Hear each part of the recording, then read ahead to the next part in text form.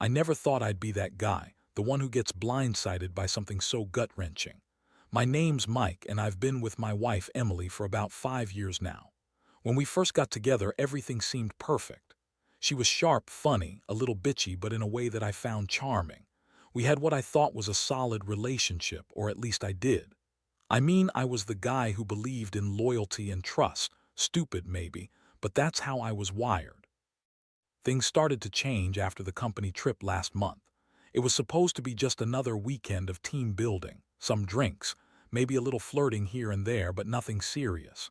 Emily was excited about it. She even insisted on coming along because she said she wanted to see my colleagues. Honestly, I didn't think much of it at the time.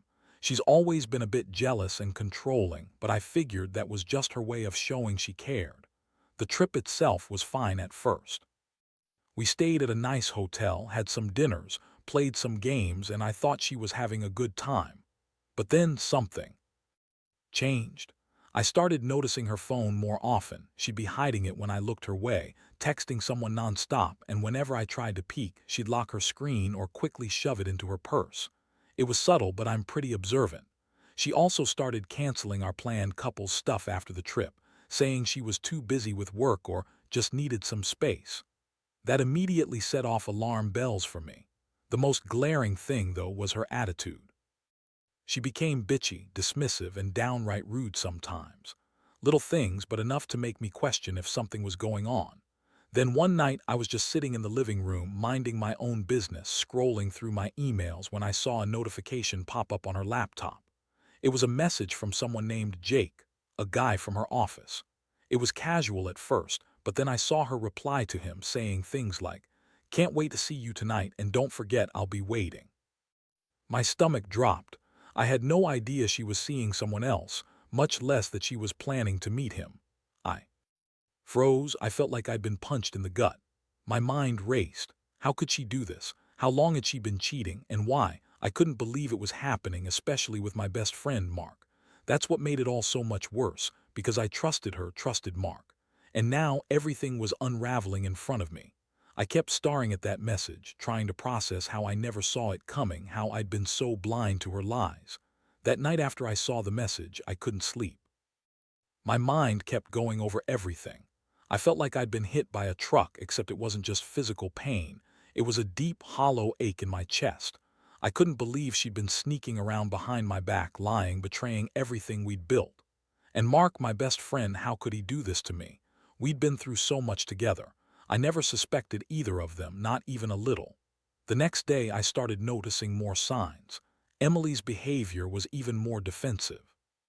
She'd get annoyed if I asked questions about where she'd been or who she'd been texting. When I confronted her, she turned into this bitchy, defensive version of herself. She told me I was paranoid, that I was imagining things. She said, "You're overthinking, Mike. You're jealous and insecure. It's ridiculous." But I knew better. I saw her hiding her phone again that morning, and I wasn't buying her lies anymore. I decided I couldn't just sit around and do nothing. I needed to find out the truth once and for all, so I set up a little plan. I knew Emily was planning to go out with her friends that night, supposedly to blow off steam. I took her phone when she wasn't looking, turned on the GPS tracking, and checked her recent messages. The evidence was undeniable. She met with Jake more times than I could count, sometimes at night, sometimes during the day, always making sure no one would see. The messages were flirty, sexual even, and she kept telling him how much she liked him, how she wanted to see him again. That was the moment I knew I had to confront her. No more hiding. I waited until she got home that evening, her face flushed and annoyed that I'd been checking up on her. I was furious, hurt, and feeling like I'd been punched in the stomach all over again. I told her I knew everything. Her face first turned into anger, then denial. She told me I was crazy, that I was accusing her without any proof. I showed her the messages, the GPS logs, everything. Her reaction. She didn't look ashamed or guilty. She looked pissed. She started calling me names, saying I was paranoid, that I was ruining everything because I was insecure.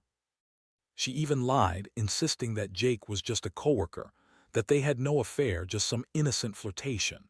But I knew better. I saw the truth in her eyes, and I saw how she tried to manipulate me into doubting my own judgment. That was the turning point for me. I realized she'd been lying from the start and I'd been too blind to see it.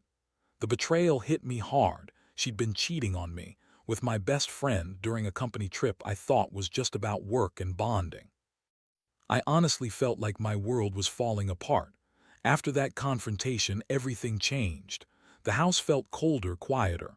Emily kept denying everything, but her lies were so transparent now that I couldn't even pretend to believe her. I was drowning in betrayal, anger, and sadness all at once. I never thought I'd be that guy, the one who's been played.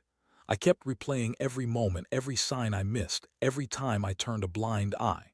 How could I have been so stupid? I reasoned I had to be sure.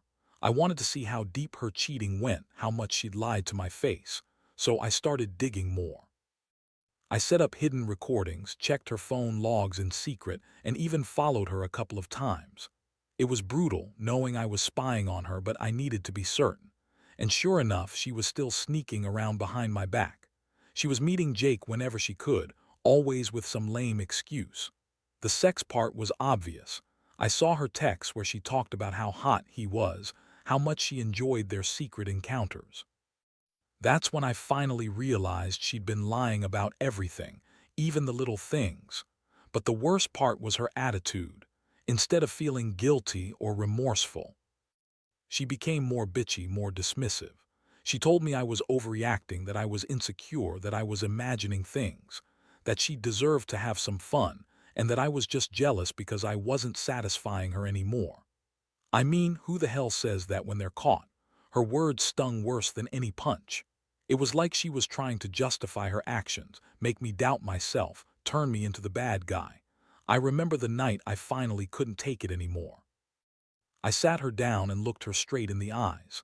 I told her I knew everything about Jake, her lies, her sneaking around, her reaction. She snapped, started yelling, crying, calling me possessive, paranoid, and controlling. She even accused me of cheating on her, which just made my blood boil. I felt so betrayed, so broken. I never thought I'd be the guy who's orchestrating a breakup, but I couldn't keep pretending everything was fine. I wanted her out of my life, and I wanted her to know how much she'd hurt me. The emotional toll was brutal. I felt like I'd been punched repeatedly. Every time I thought about how she lied, how she cheated, I wanted to scream. But I also knew I had to be strong. I finally told her I didn't want to see her anymore, that she was dead to me. She looked at me with that bitchy smirk, trying to play the victim, but I just didn't care anymore. The trust was shattered, and I knew I'd never look at her the same way again. I was done being the fool. After I told Emily that I was done, she didn't take it well. She started screaming, calling me an idiot, saying I overreacted, and that I was the one who pushed her into Jake's arms. Honestly, hearing her say that was like a punch to the stomach all over again. It made me realize how much she had lied, how little she cared about what she'd done. I felt a mixture of anger and sadness I couldn't quite describe, all tangled up inside me. That night, I spent hours just sitting in the living room, staring at the wall, trying to process everything. My mind kept circling back to Mark, my supposed best friend. How could he betray me? Like that, I thought we had a bond, and now I saw that it was all a lie. I knew I had to do something about it. I couldn't just let him get away with it, not after all the trust I'd placed in him. I decided that I'd confront Mark face to face, and if he didn't have a good explanation, I was done with both of them for good. The next day, I called Mark and told him I wanted to meet. I didn't want to do it over text or phone. I needed to see his face. When we finally met up at a local bar, I was boiling with anger. I knew what I was going to say, but I also wanted to hear his version. The guy looked uncomfortable from the moment he saw me, shifting in his seat, avoiding eye contact. I asked him straight out if he was involved with Emily. His face turned pale, and he tried to deny it at first, but I had the evidence. I pulled out my phone and showed him the messages, the dates, the times. He looked shocked, but I didn't buy his remorse. I told him that I valued our friendship, but I couldn't forgive him for this betrayal. I told him that he was supposed to be my best friend, and instead he fucked me over with my wife. His excuse was weak, something about getting caught up in the moment and not wanting to hurt me. Yeah, right. I could see right through that. Mark apologized, but honestly, I didn't want to hear it. I told him to stay away from me, from Emily, and that I didn't want to see him again. That was the end of that chapter. What really hit me hard was realizing how deep the betrayal went. I trusted Emily, loved her, and I thought she loved me back. Turns out she was just using me, and Mark was happy to go along with it. I felt sick, but I also felt a strange sense of clarity. I knew I couldn't keep living in this mess, pretending everything was fine. I decided I needed some time to myself to rebuild. I knew I had to cut off what was toxic and move forward. But the pain, the heartbreak that lingered, and it's still there, buried deep. I learned that sometimes the people you trust the most are the ones who hurt you the hardest, and you have to find a way to pick yourself up and move on, even if that means starting from scratch. The days that followed were a blur of sleepless nights and emotional exhaustion. I kept replaying everything in my head, every sign I missed, every lie I believed. It was like waking up from a bad dream, only to realize it was my reality. I felt betrayed, humiliated, and more than anything, crushed. The girl I thought I knew, the one I planned a future with, turned out to be someone else entirely. And my supposed best friend, he was just a snake all along, happy to crawl into bed with her while I was oblivious. I knew I had to do something to get my life back on track. I started going to the gym more frequently, trying to channel my anger into something productive. I also cut ties with Emily and Mark completely. No calls, no texts, no social media. I needed space to heal, to breathe. But even as I tried to move on physically, the emotional scars lingered. I kept asking myself how I'd let things get so out of control, how I failed to see the signs, and why I was so naive to believe in forever. One thing I realized was that I'd given too much of myself, my trust, my hope, my future, to people who didn't deserve it. I'd been blind, but now I saw clearly. I started focusing on myself, on what I wanted from life. I took up new hobbies, started hanging out with friends I'd neglected, and even went on a couple of dates. Nothing serious, just trying to remind myself that life still had meaning beyond that betrayal. The most surprising thing was how much my perspective shifted. I used to believe in sticking things out, hoping people would change, believing that love could fix everything. But now I understood that sometimes love isn't enough. People show you who they really are, and if they're rotten at the core, you're just wasting your time trying to fix them. I learned to value myself more, to not settle for someone who disrespects me, even if it hurts like hell to walk away. That was the biggest lesson of all. Sometimes the best. Revenge is simply walking away and proving to yourself that you're worth more than betrayal. Looking back now, I realize that the pain of betrayal doesn't just fade away overnight. It lingers, yeah, but over time, I've managed to reshape it into something a little more manageable. I still remember the shock, the feeling of being so completely duped, but I also remember the strength I found in walking away. It wasn't easy, hell, it was one of the hardest things I've ever done. But it was necessary.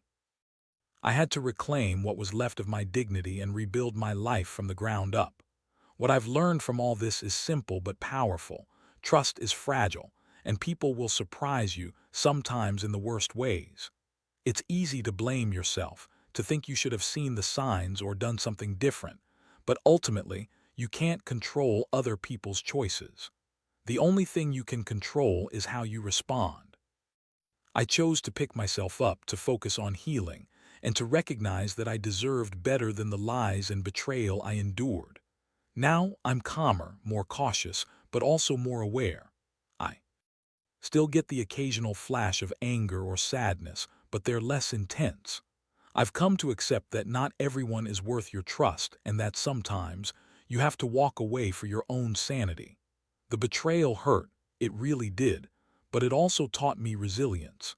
It showed me how to stand back up after falling, how to protect myself, and how to value my own happiness over the false promises of others. To anyone reading this who's going through something similar, I'll say this: don't let their lies define you. Trust your instincts, but don't beat yourself up if you miss the signs. People are masters of deception, and sometimes the pain only makes you stronger. If you're in a situation where you're being betrayed, remember that you don't have to stay. Cutting toxic people out and focusing on your own growth is the real victory. In the end, life goes on. You'll survive, you'll learn, and most importantly, you'll come out of it better than before.